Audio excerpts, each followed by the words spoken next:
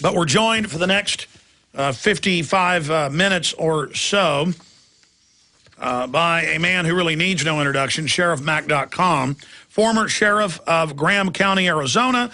In '94, he filed a lawsuit challenging the Brady Bill, ruled on by John M. Roll, the judge who was just murdered by the Grim Reaper character, who loves Karl Marx and likes to dress as a woman and burn American flags, but he's a conservative, the New York Times says. He's a lecturer on constitutional issues relating to gun control, law enforcement, and states' rights. And I had the pleasure of having him speak at an event I had in Central California a few months ago. And he's here with us now because he knows the players. He knows the gun grabber, anti-free speech pimp, Sheriff Clarence Dupnik, what a dupe he is to tyranny. And he also knows the late and honorable, and he was an honorable judge, Roll. And he was a sheriff out in those parts, and he won at the Supreme Court. So we're going to go over that with Sheriff Mack, then I'm going to hit some new intel and get his take on it, and then your phone calls. Sheriff Mack, good to have you here with us. Thanks a lot, Alex. It's a real sad day for America to address this issue, but especially to address the issue of one of the very few, if not the only, principled constitutional judge in America, and now he's gone. And as you said, he was the judge in my case, and he defended me. Everything that we stood for by principle, he stood with us. He made sure that those who were going after me were shot down, those who were trying to attack. Even my standing, the federal government said that Sheriff Mack can't even sue us because he has no standing, he doesn't represent the county, he's not a county commissioner, therefore has no business and no lawful authority to sue. Judge Roll shut that down. He said the only principle that really matters here is that the government is trying to force Sheriff Mack to violate his oath of office to comply with federal unconstitutional, unfunded mandates. He recognized it. He stood behind it. He had the courage to stand for what the truth was that I was actually trying to do. He's mentioned in all my books, especially from my cold dead fingers. And if anybody wants to pick that up, it's actually the very best quote I've ever heard. Can you imagine, Alex, that a federal judge, and this is on page 19, he said, Congress exceeded its authority under Article 1, Section 8 of the United States Constitution. Actually quoted the enumerated powers of Congress and said they violated Article 1, Section 8, and therefore Mack wins because of the 10th Amendment. And this also, he was the only judge who heard this case out of dozens and dozens of judges who heard this case at the circuit court level and at the Supreme Court. He was the only one that said this also violated Mack's Fifth Amendment rights because it violates his right to due process. Now, I want to go more over this, but as we're researching this deeply, it turns out that Congresswoman Giffords, we're going to play this clip next hour, was on Fox News the day before she was shot, and she was talking about breaking the left-right paradigm, coming together, cutting government, cutting congressional spending. If the Democrats and Republicans ever come together against the open borders, against the gun control, against the dollar devaluation, it's game over for the bankers. And I find it very suspicious that Judge Roll, who was for controlling the border and was meeting with her about the deteriorating security, he'd been criticizing that 80-plus miles into Arizona is now controlled by Mexico. It turns out that, and I'm going to get to this a little bit later after you talk more, top U.S. federal judge assassinated after threat to Obama agenda.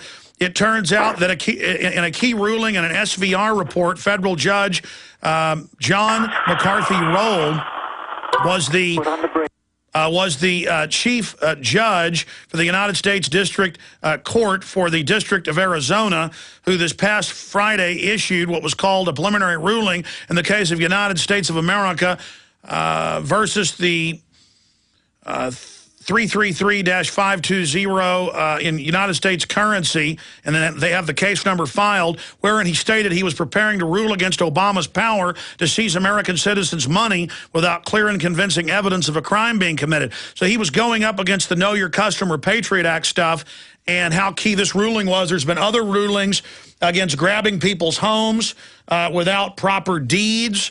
He was going in that direction. I tell you, very convenient that these two got shot for the Obamanoids. I mean, if this was a so-called conservative out to kill liberals, he sure killed and wounded the wrong people. Richard Mack. Oh, no question.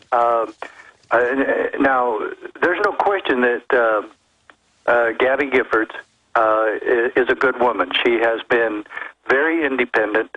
I don't agree with all her views, but she was pro-Second Amendment. She was working against illegal immigration. She has a gun and carries a gun. Even if she would have had a gun in her hand, I don't think she would have been able to shoot back on this particular instance. But yes, when somebody told me that Judge Roll was at her rally, I said, no way. I said, federal judges are not supposed to go to public political rallies like that. And then they said, oh, well, he was just shopping at Safeway and just happened out right at the wrong moment, and he was saying hello to Congresswoman Giffords. Yeah, now we're told he wanted to meet with her about the deteriorating situation. He wanted to meet with her after. Correct. I think something else was going on. I smell a big, fat, dirty rat. Well, I did at the very beginning, and when my son called me, I was actually speaking again in California. My son called me in the morning, and he didn't know it was Judge Roll, and all my family know Judge Roll very well because he's in all my books, and they remember his name because he was the first one to hear my case. And I was just absolutely floored at my next meeting when a person in the audience told me that the judge that was murdered was Judge John Roll. This is an absolutely principled constitutional man, a man who would do anything to stand for freedom for our country. And then he gets snuffed out by somebody who actually admits on his own emails that there are such things as mind control, brainwashing, and all this other crap. And then he goes through with this absolute horrendous murder. And how could anyone look at that beautiful little girl and shoot her like that? It has to be somebody who's completely deranged or completely manipulated. Absolutely. Who could shoot a 9-year-old girl? I mean, you look in this murderer's eyes, and then there's all the witnesses. He's the reported murderer, and he is just completely crazed. But now we learn one personality, he dressed up like a woman. Another, he did devil worship. Another, he went out and helped people locally with their animals.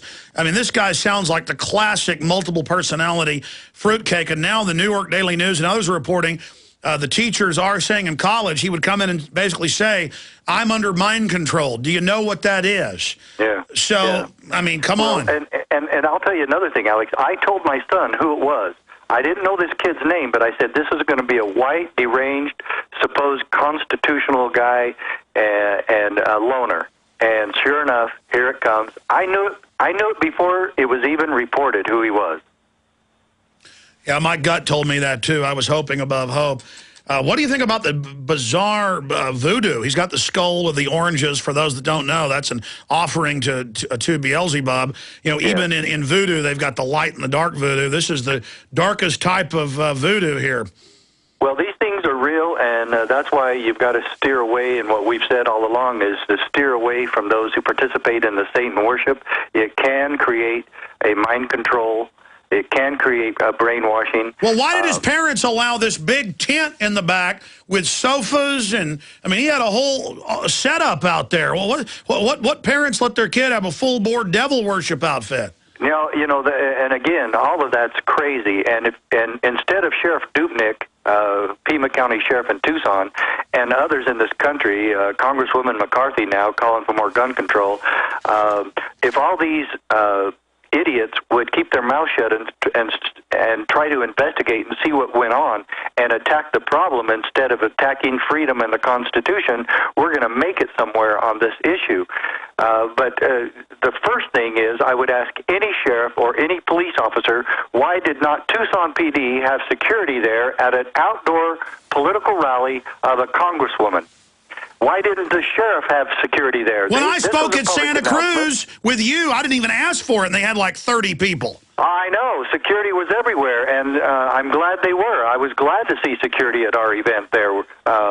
You had a tremendous event out there. It was jam-packed, standing room only, 900 people, maybe 1,000, both nights, 2 nights in a row, and there was security there. She's a congresswoman, for God's sakes, and she's 1 hour, she's 60 minutes from the border, and they have no security at an outdoor event for her? When there are public hits on members of Congress, federal judges, and sheriffs on record that have been standing for border control.